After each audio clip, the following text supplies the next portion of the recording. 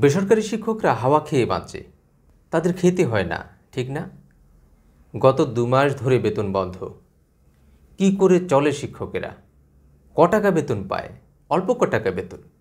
এটা দিয়ে তো বিলাসিতা করা যায় না। খাবে, সংসার চালাবে, সেই টাকাটা নেই। শিক্ষকরা কি করবে বলেন? এদেশের সকল বেসরকারি শিক্ষা প্রতিষ্ঠান বন্ধ করে দেওয়া উচিত। কারণ এগুলোকে সরকার প্রয়োজনীয় মনে করে না, বেদরকারি মনে করে। যদি প্রয়োজনীয় মনে করত, কেন এরা সবচেয়ে অবহেলিত সব দিক থেকে?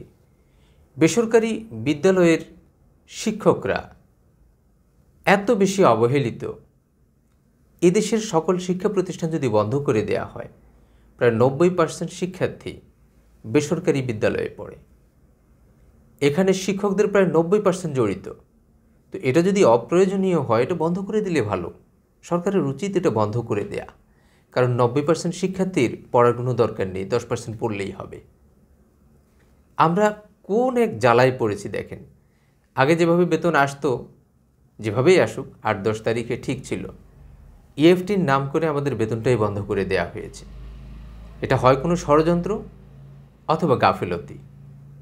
ষড়যন্ত্র এই কারণে যে হয় সরকারকে তারা অস্থিতিশীল করতে চায়, যারা কর্মকর্তা, দুর্নীতিবাজ কর্মকর্তা, যারা মতলববাজ, অথবা তারা আমাদেরকে গুরুত্বই দেয় না। আমাদের যে চলতে হয়, এই টাকা দিয়ে খেতে হয়, এই বিষয়টা নিয়ে তারা ভাবতে রাজি না। কারণ তাদের তো অনেক টাকা, অনেক বেতন। আমাদেরকে নিয়ে তাদের ভাবতে হবে কেন? এদেশের শিক্ষা প্রতিষ্ঠানগুলো হয় বন্ধ করে দেন, না শিক্ষকদের জন্য যা যা করার করেন, অন্তত বেতনটা সময় মতো দেন। যা শুরু হয়েছে এটা কোনো মানুষের কাজ না।